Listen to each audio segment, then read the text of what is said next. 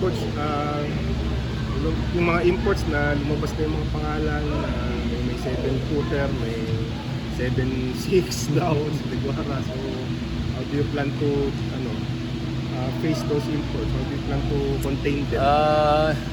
Problema talaga yan, no? But I think we will only know how we can look for a scheme to siguro neutralize them, not totally neutralize them, but make them a little bit more less effective siguro is when we see them play mismo, no?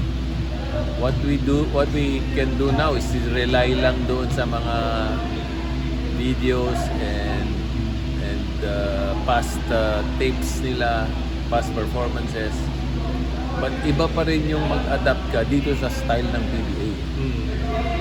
So we'll see how they adapt. We'll see if they have any weaknesses. Kung may weaknesses sila, we'll try to find something na pang-counter dun sa size nila.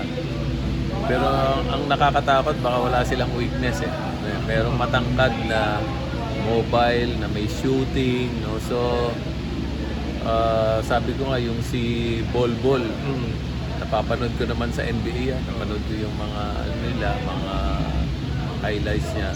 I think he will be a problem. Among all the imports that came in, ang pinakamalaking concern ko is yung si Bol. Wala pa kaming nakikitang paraan para mapigilan siya. But yun nga, nakita mo na si Bol sa NBA. Do you feel like he fit naman siya to play in the PBA with his style of play? Tingin ko fit na fit siya. Sabi ko nga, he can own the paint, no? Offense and defense. He's a human cheat code actually.